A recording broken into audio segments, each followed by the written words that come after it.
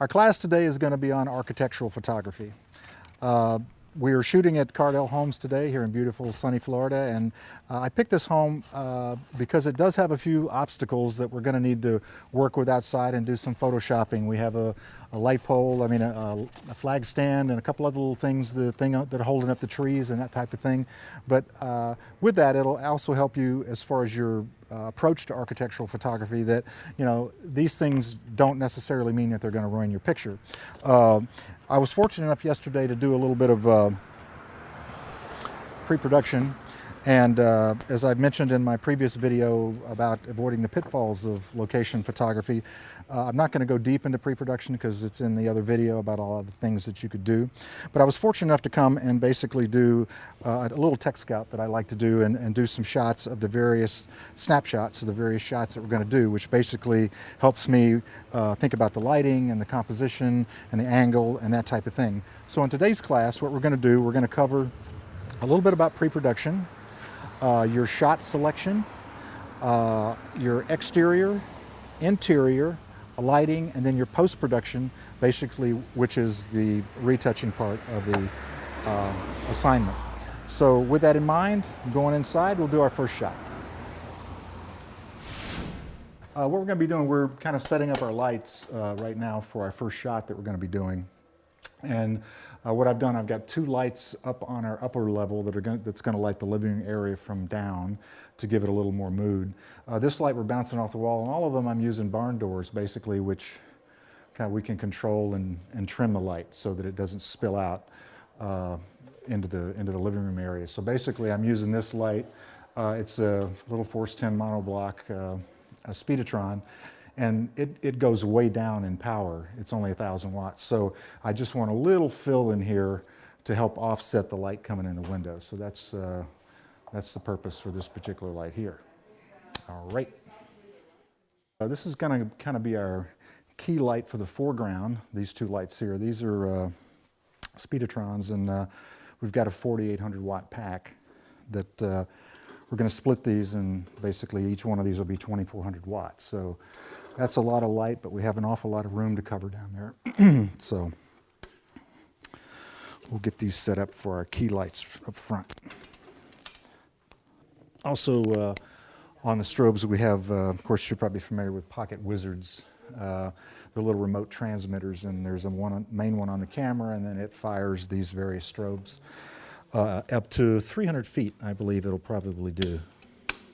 We've actually used these for doing like aerial shots where we've actually lit the inside of houses, shooting from the air, and it'll actually fire from that distance to basically the strobes. And so we'll try our test flash now to see if the flashes are working. Everything seems to be working.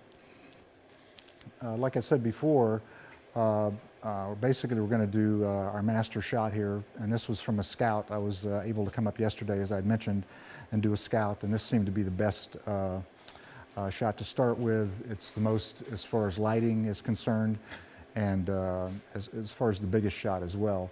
A couple of things that we kind of keep in mind as you're shooting.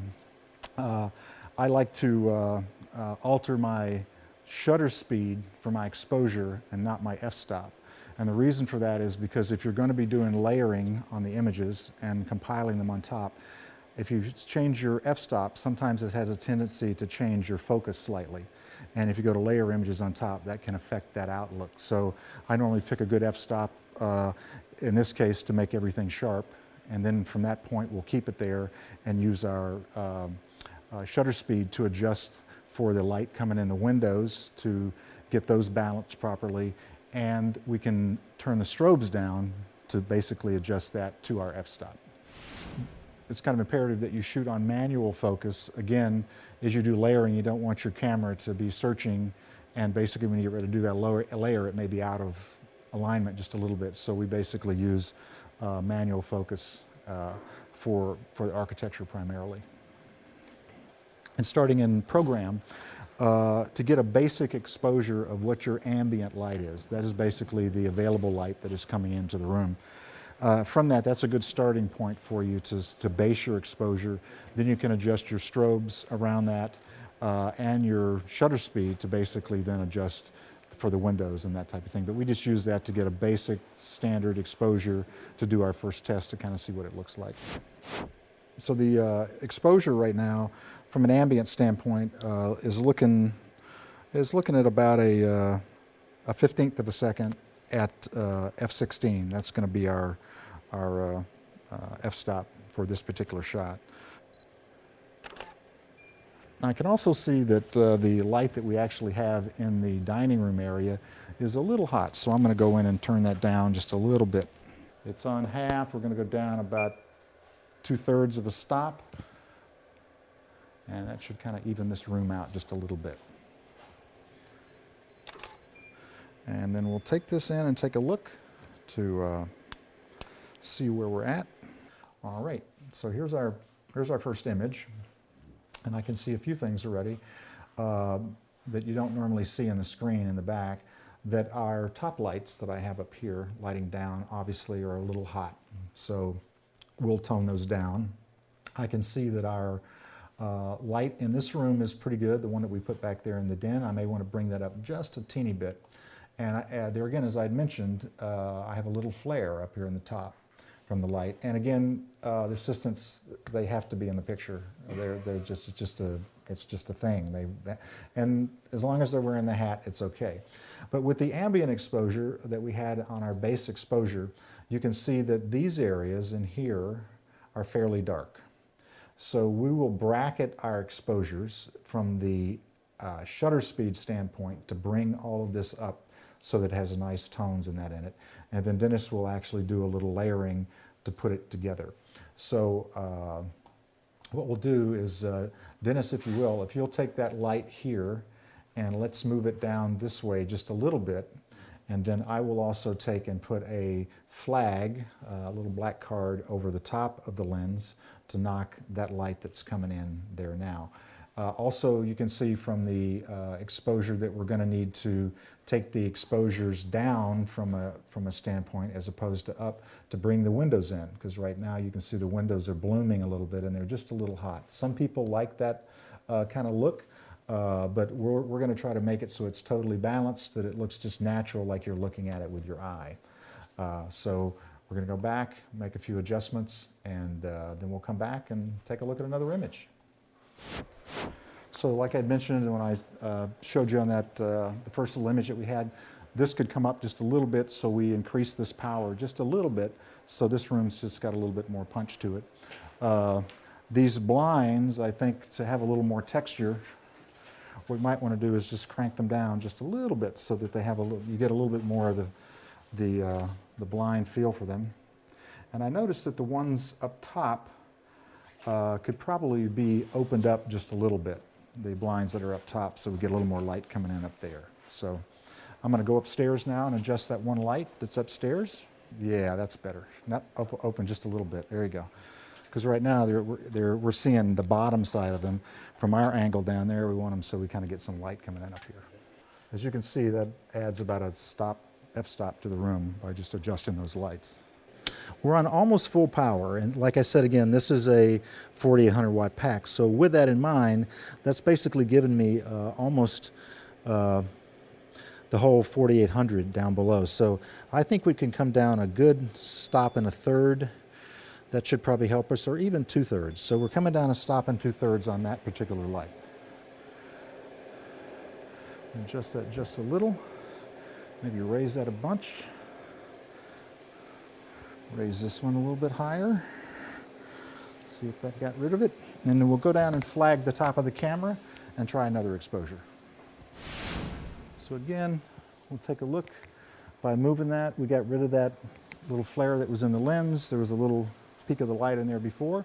So now we'll do a couple of exposures and see how it's beginning to look. And now if you can take a look back towards the living room, you can also see that or the dining room, you can also see that we're starting to get a little trickle of light coming in on the floor there on the edge of the chair, which is going to be nice.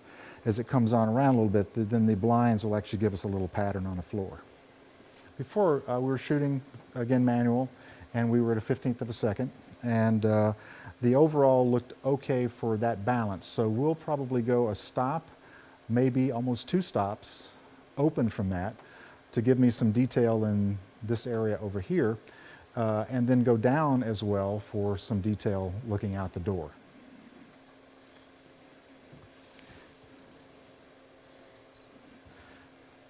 And this time, okay, we'll do our base exposure. You're going to be in the shot, of course. That's okay. You can stay there. It's fine. Okay. Just smile, though, when you take your picture. There you go. Good. Okay, so that's our base. Then what we're going to do, we're going to go to 1/10. We're going to go to 1/6. We're going to go to 1/4.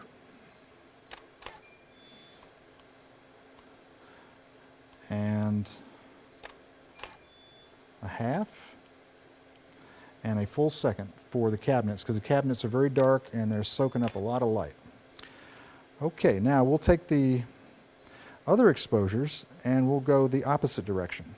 Probably to bring down the windows in that, we'll need to go at least a stop. So that'll take us to 1/30.